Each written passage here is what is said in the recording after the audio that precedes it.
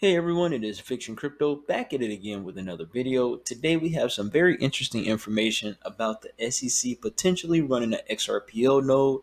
We got some information of an off-chain private network with stellar lumens. Also, we have some information about the SEC suing 9 other cryptocurrencies. So is this the start to the market actually collapsing? I think we have some things in our way that need to be handled before this market actually flourishes. Last but not least, we will be going over the XRP and the XLM chart. If you're not following us already on Twitter, please give us a follow on Twitter at Fiktxun Crypto. We are doing a giveaway at 1,500 subscribers. We're going to be giving away some Sologenic tokens, a really cool decentralized exchange building on the XRP ledger. They have their own layer 1 blockchain building out as well called Corium. And then we have another page for you as well. If you are into NFT gaming, we will be uploading a lot of NFT gaming content on our other channel right here, Fiktxun Crypto Gaming. Our tag is Fiktxun Gaming. These links will be in the description below. Don't be afraid to turn on those notification bells so you see all the content we are dropping. Thank you for all the support. So let's get straight into this video. First up, we have a tweet from Jay the Accountant, Chief Legal Officer for Coinbase, the largest exchange to delist XRP because of the SEC versus Ripple lawsuit. Now the SEC is flat out saying that 9 other tokens are securities. Now this is really interesting because some of these are ETH-based contract or ERC20 tokens, and Coinbase is still allowing these tokens to be traded. This is crazy. Now you see in this thread right here from the actual chief legal officer from Coinbase saying Coinbase doesn't list securities, period. We 100% disagree with the SEC assertion that any of the cryptos we list are securities. So why did you take down XRP? That's my question. I'm not going to get on your bumper too hard on this video, but I have my concerns about this, how you will allow these other tokens to trade, but you're taking away people's ability to actually have access to XRP. Why XRP out of all tokens is the one to get delisted? Now, in this tweet we have from Take 404, just lists the SEC stance on LCX and where it starts at in this document. He also has a link for this document, so these links will be in our description. It starts on page 46, and it is really about a picture. The LCX CEO made a poster saying goodbye Goldman, crypto offerings done right.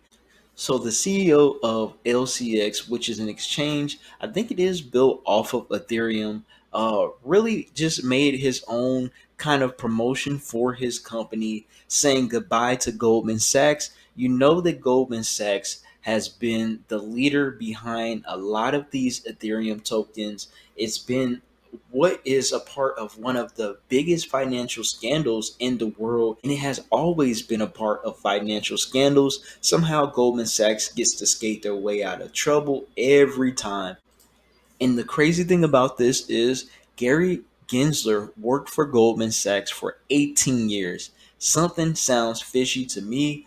I don't know. You all let me know what you think about in the comments. Now we have a tweet from RizXRP. Follow RizXRP, giving you bomb information about the XRP ledger and what's going on with this SEC versus XRP case.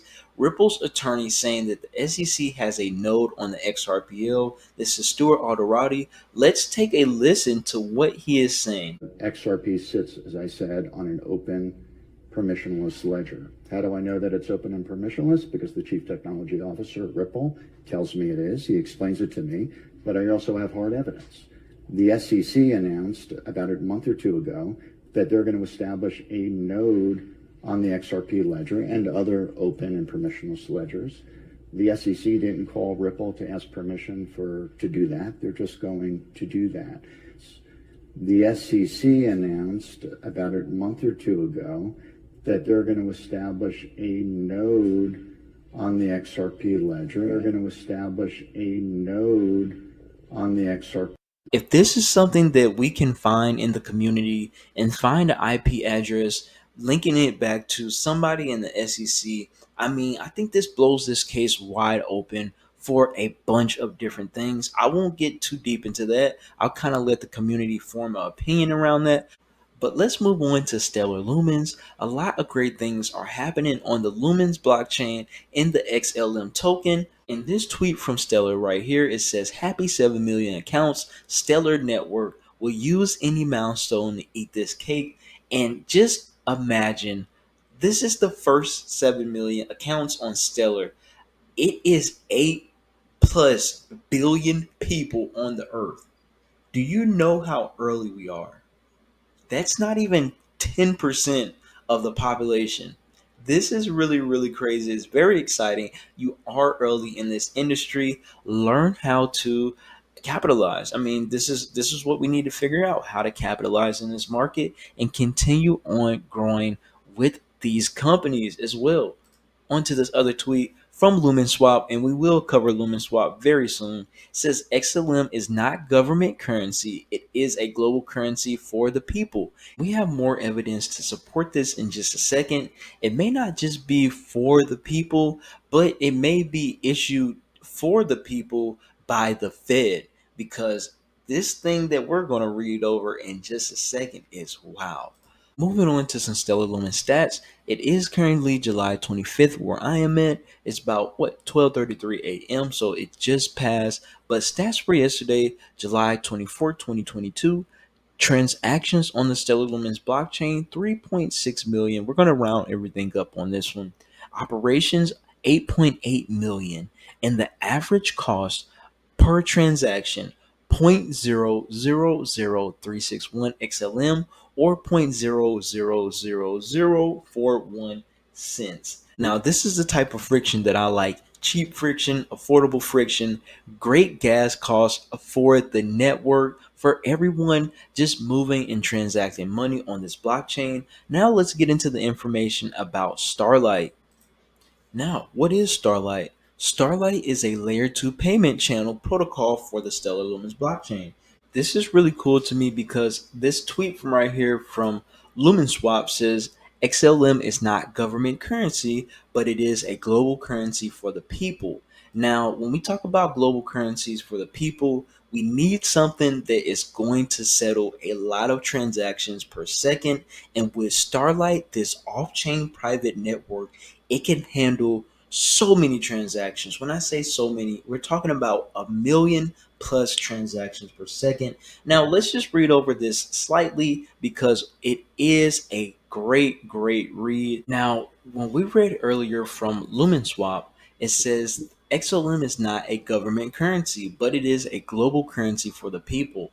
And when we talk about a global currency for the people, we need something that settles very fast. Those transactions need to be final in a instantaneous second, a split second, a fraction of a second. And this is what Starlight does. It is a off-chain private network for payments to settle on the Stellar blockchain. Now, the thing that interests me in this is this word finality or finality, however you want to pronounce it. You will start to see one of these words keep popping up. I'm going to say this is going to be one of the newer keywords, like how interoperability is one of them, scalable is another word, finality is another keyword that you need to put on your list. Stellar has scaled well since the network's launch in 2014 while maintaining fast and safe finality guarantees. However, at the SDF, they are building a future where everybody around the globe has equitable access to financial services. They're targeting a scale that goes beyond what blockchain has demonstrated is possible today while maintaining fast and safe finality. And what interests me so much about this 1+ million payments per second is a while back we had a Forbes article come out, and it's right here. It says the Fed designs digital dollar that handles 1.7 million transactions per second. Now, you need a digital dollar that can handle this amount of transactions, but you need a blockchain and a payment channel, a private payment channel because you don't need to see what the Fed Reserve is really doing with their money. We really don't. We would love to. It would, I mean, anybody would love to see what it's doing. But as far as a monetary system goes, that stuff has to be private to protect our nation from other nations, from attacks and other types of wars, monetary warfare that goes on.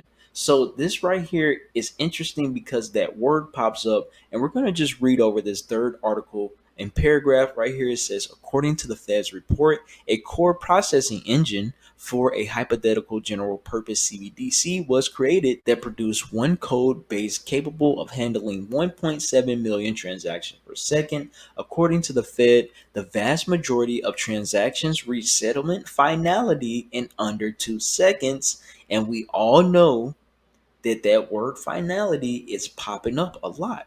We just seen it in the Starlight article, and then we know how fast the XLM blockchain settles transactions in every bit of 2 to 5 seconds, just like the XRP ledger. These are lightning fast payment networks, and these are going to change the world.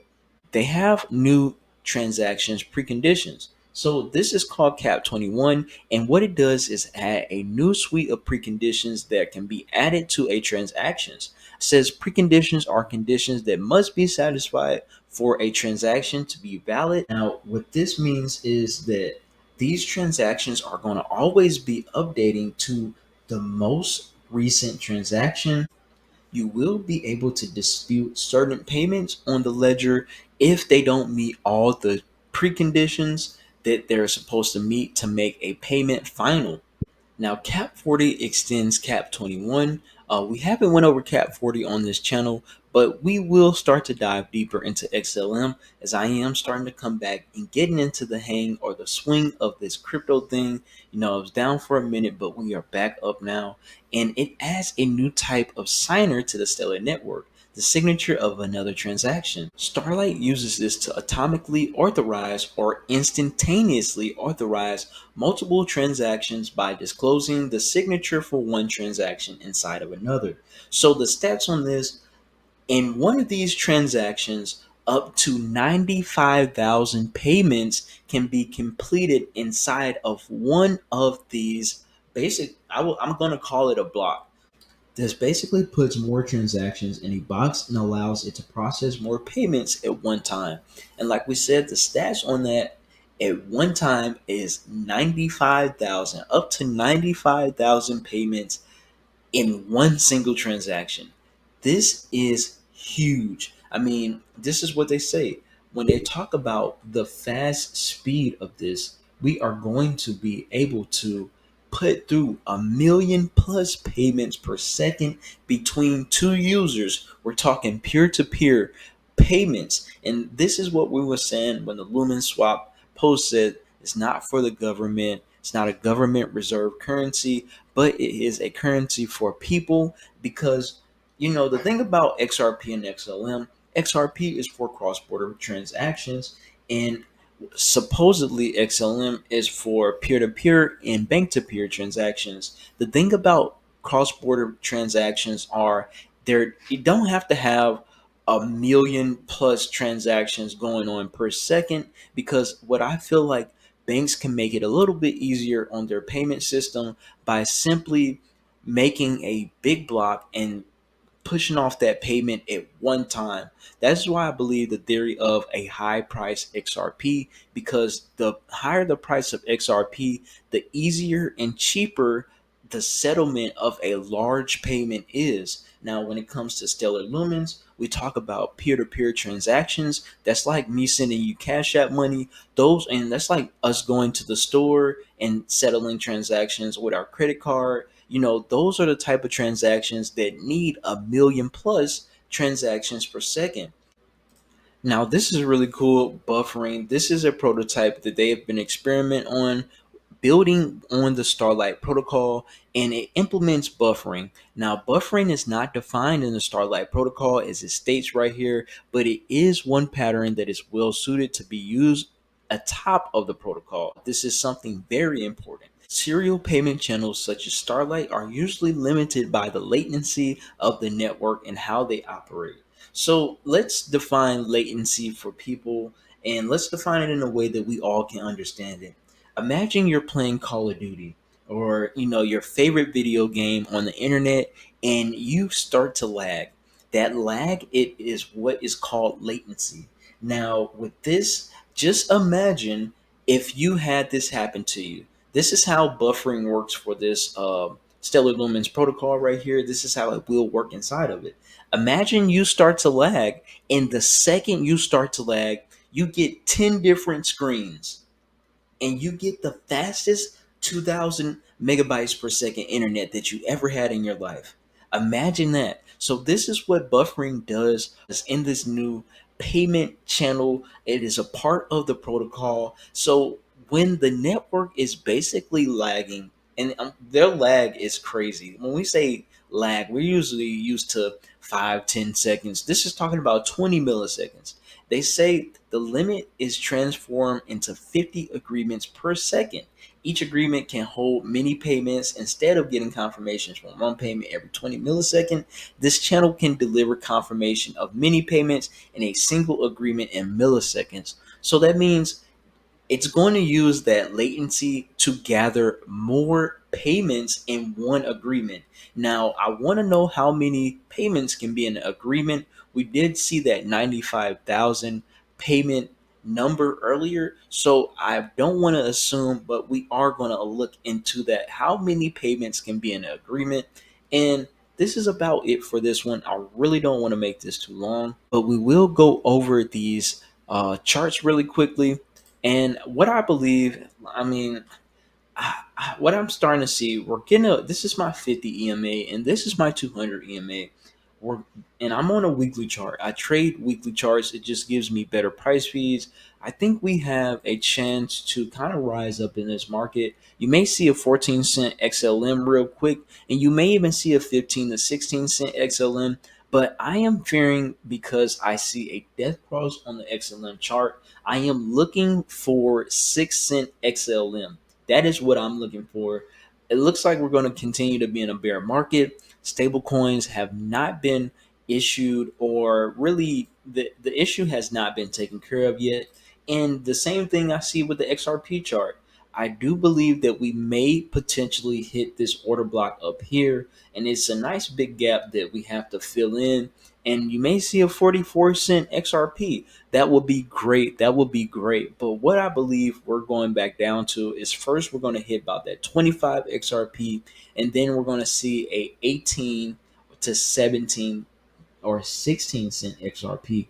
And that's what I'm looking at right here. I know everybody wants to go to the moon, and that's just something that right now I don't see happening. I really believe we have to come back down all the way and touch 6 cent of an XRP. I mean, I think we're going to see a cold crypto winter. You all let me know what you see in the comments, or what you believe that is going to happen to this crypto market. Remember, dollar cost average, and this is not financial advice.